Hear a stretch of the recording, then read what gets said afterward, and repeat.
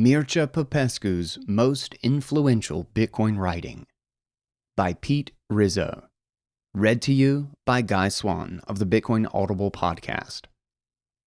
Mircea Popescu left an indelible, if controversial, legacy in Bitcoin. One defined largely by his manic blog posts and unconventional ideas. Editor's note: this article links to blogs that may contain graphic or offensive material. There's an old saying about the rock band The Velvet Underground. Their first album only sold 10,000 copies, but everyone who bought it formed a band. For Mircea Popescu's writing, the same logic holds true.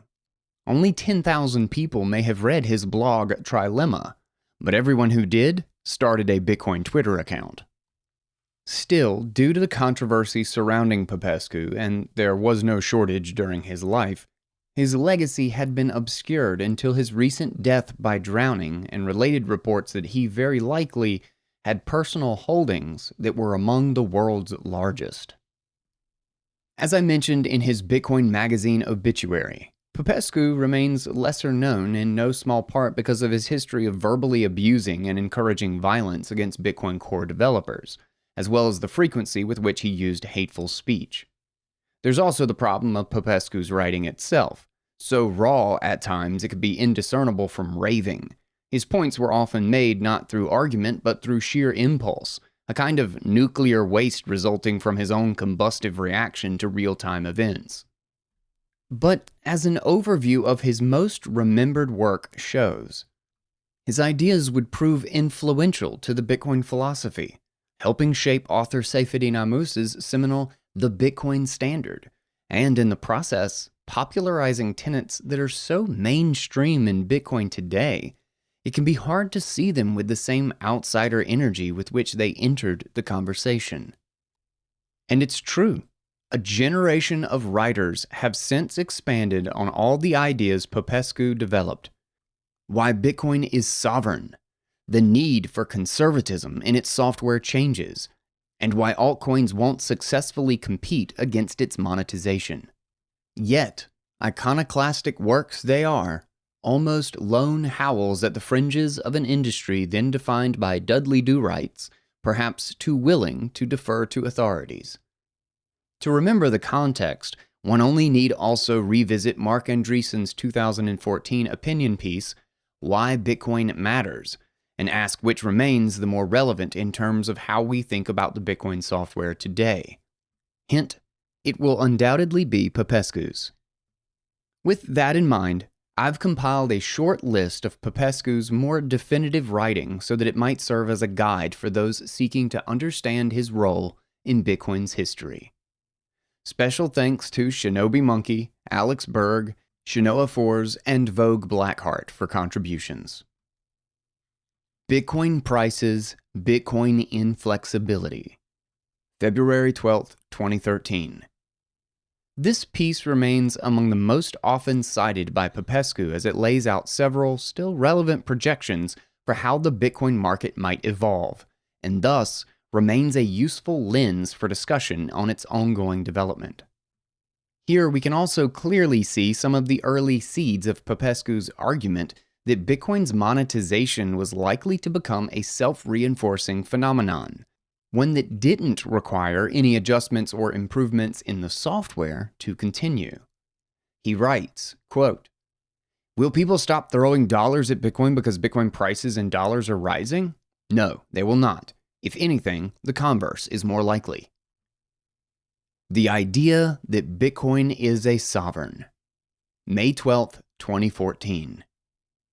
Now accepted as a core tenet of the Bitcoin project, it may be hard to believe the asset's status as an equal among government currencies was hardly an accepted frame. Yet in this piece, Popescu lays down the rough foundation for the argument that Bitcoin should be recognized as a sovereign, and outlines why he believed this gave him the legal grounds to outright reject the U.S. Security and Exchange Commission's requests for information about his early Bitcoin operations.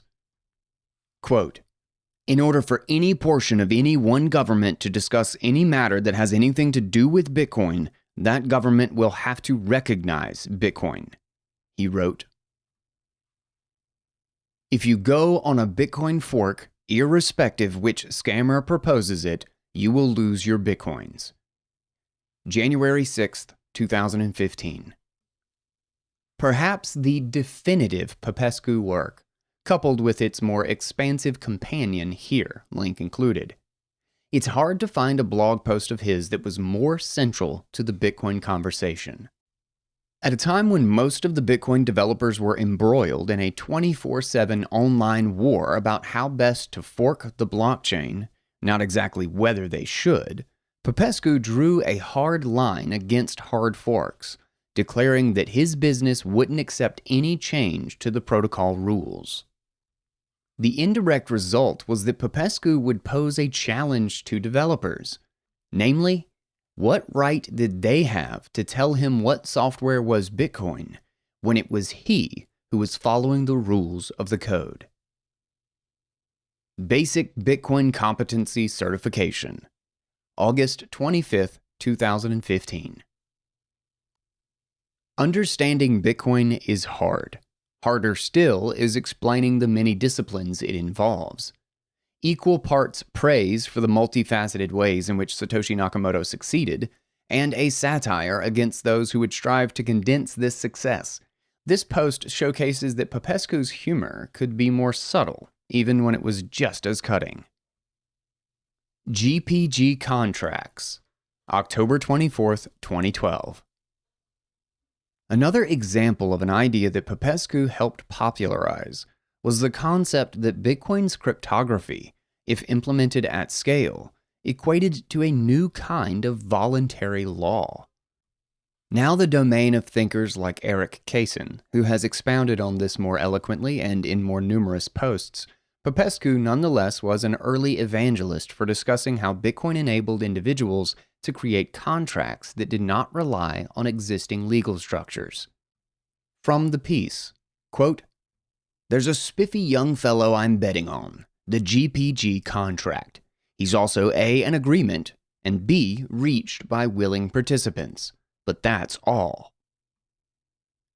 Here's who doesn't belong in Bitcoin. You." December 12th, 2015. Still another hallmark of Popescu was the ability of his writing to turn the camera on the observer, forcing them to ask questions about their involvement and commitment to Bitcoin. I'll admit this post just finds Popescu flaming on someone complaining about the rising fees on Bitcoin and has little other value. That said, Popescu's takedowns were the kind of content that helped build his following, and this remains a prime example of his craft. A highlight? Quote, "Derp actually imagines he could even in principle know what the solutions for his problems are." For deep reading, the following articles are also recommended. The Politics of Bitcoin. Fiat versus Bitcoin, a comparison. Stage N, Bitcoin exists. Why you need Bitcoin, simply put. Bitcoin and the poor. The woes of altcoin, or why there is no such thing as cryptocurrencies. Okay, so what is Bitcoin disrupting? We hope you enjoyed this article by Pete Rizzo at bitcoinmagazine.com. Don't forget to check out Bitcoin Magazine for tons of other news, research, and great works on Bitcoin, and also Bitcoin Audible for hundreds of Bitcoin works made available in audio by Guy Swann. Thanks for listening.